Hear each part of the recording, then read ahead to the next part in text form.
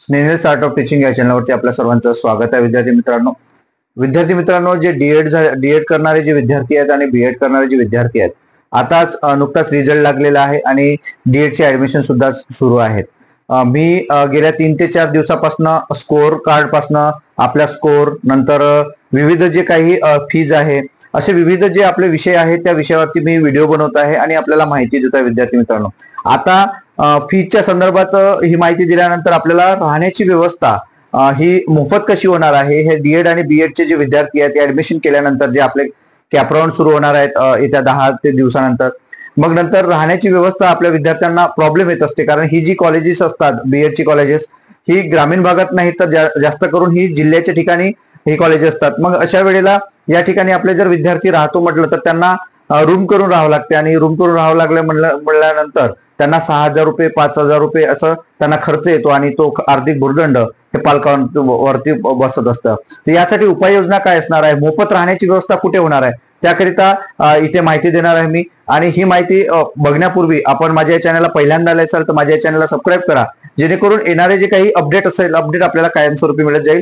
सोबतच आपल्या चॅनलशी आपण जोडून असाल तर नक्कीच आपल्याला त्याचं मार्गदर्शन सुद्धा मिळेल आणि मला तुम्ही फोन करू शकता, व्हॉट्सअपवरती मेसेज सुद्धा करू शकता. विद्यार्थी मित्रांनो, तर बघा राहण्याची व्यवस्था आपली कशी होणार आहे. आपल्याला माहिती आहे आपण ग्रॅज्युएशन केलेलं आहे आणि ग्रॅज्युएशन नंतरच आपण बीएड ला फॉर्म भरलेला आहे आणि बीएड ला आपला कट ऑफ आलेला आहे, सीईटी दिलेली आहे आणि आपला नंबर सुद्धा लागणार आहे. काही काही विद्यार्थ्यांना चांगला स्कोर आहे, 90 अबोव स्कोर आहे, त्यांना 70 अबोव स्कोर आहे. या सर्व विद्यार्थ्यांना गव्हर्नमेंट कॉलेज मिळणार आहे, प्रायव्हेट पण चांगले कॉलेजेस मिळणार आहे आणि तुम्ही सर्वजण जिल्ह्याच्या ठिकाणी राहणार आहात. मग राहण्याची व्यवस्था काय होणार आहे, तर राहण्याची व्यवस्था म्हणून एक चांगला उपाय मी तुम्हाला सांगतो आहे. ज्या आपल्या मुली असतील त्या मुलींना ऍडमिशनही फ्री होणार आहे, कारण आपल्याला माहिती आहे 642 कोर्सेसचे ऍडमिशन ही शासन मोफत देणार आहे आणि आपल्या विद्यार्थ्यांना सुद्धा एससी एसटी जे विद्यार्थी आहेत त्यांना मोफत भेटणार आहे आणि जे ओबीसी आहे, एनटी विजेएनटी आहे यांना 50% वरती ऍडमिशन मिळणार आहे. लक्षात घ्यायचं आहे की राहण्याची व्यवस्था मग काय, ऍडमिशन तर मोफत होत आहे पण राहण्याची व्यवस्था कुठे होणार आहे, तर राहण्याच्या व्यवस्थेसाठी एससी जे विद्यार्थी असतील त्यांना समाज कल्याणचे वसतिगृह आहे, जे एसटी विद्यार्थी आहेत त्यांना आदिवासीचं वसतिगृह आहे आणि ज्या ओबीसी मुलं मुली असतील त्यांना इतर मागासवर्गीय व बहुजन कल्याण विभागाचे वसतिगृह गेल्या वर्षीपासून सुरू झालेले आहे. 100 विद्यार्थी आणि 100 मुलींकरिता, तर ते संपूर्ण विद्यार्थ्याकरिता लागू असणार आहे.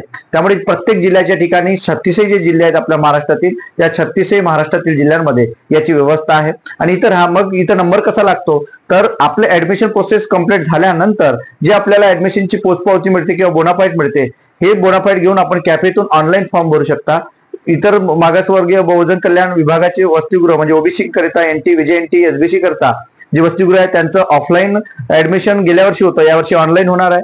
आणि एससीचे जे विद्यार्थी आहेत आपले त्यांच्यासाठी ऑनलाईन अप्लिकेशन असणार आहे, ती मी त्याच्यावरती आपण व्हिडिओ बनवणार आहोत जेणेकरून तुम्हाला सोयीस्कर होणार आहे आणि माहिती सुद्धा देणार आहे. आणि एसटीचे जे विद्यार्थी आहेत त्यांच्यासाठी आता लिंक सुरू झालेली आहे, परंतु आपल्या ऍडमिशन प्रोसेस आणि आपलं कॅपराऊंड सुद्धा सुरू व्हायचे आहेत. म्हणून सर्व विद्यार्थ्यांना सांगू इच्छितो की सर्वच कॅटेगरीतील विद्यार्थ्यांना, ओपन सोडून सर्व कॅटेगरीतील विद्यार्थ्यांना राहण्याची व्यवस्था ही वसतिगृहांमध्ये आहे, हे विसरून विसरून देऊ नका.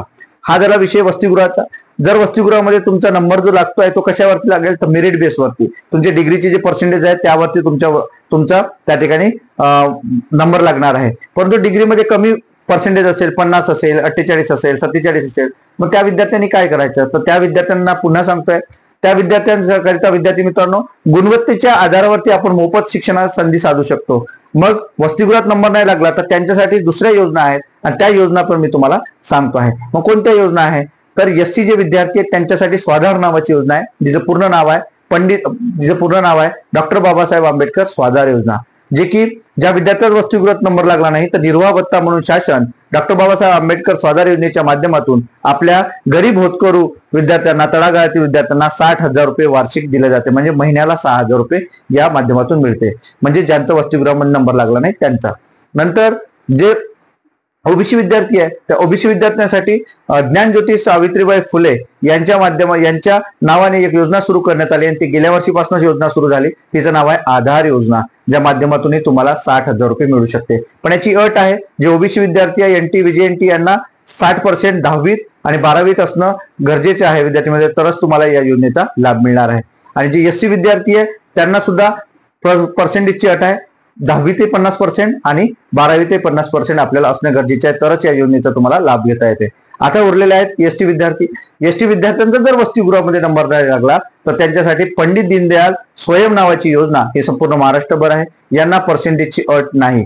म्हणून जे विद्यार्थी डीएड बीएड करणार आहेत त्या सर्व विद्यार्थ्यांकरिता ही राहण्याची व्यवस्था आहे. नाही राहण्याची व्यवस्था तुमची वसतिगृहामध्ये झाली, नाही नंबर लागला तर तुम्हाला आधार स्वाधार स्वयं नावाच्या योजना, या योजनेच्या माध्यमातून तुम्हाला मोफत शिक्षण घेता येते. विद्यार्थी मित्रांनो, हेच आजचं अपडेट होतं. हे जे अपडेट आपल्याला कसं वाटलं नक्की कमेंट बॉक्समध्ये कळवा आणि अशाच अपडेटला जुळण्यासाठी आपल्या या चॅनलला सबस्क्राईब करा आणि अधिक माहिती करता डिस्क्रिप्शन बॉक्समध्ये Snehil art of teaching WhatsApp ग्रुपची लिंक दिलेली आहे. त्या लिंकला जॉईन व्हा, जेणेकरून तुम्ही मला पर्सनल मेसेज सुद्धा करू शकता. विद्यार्थी मित्रांनो, धन्यवाद.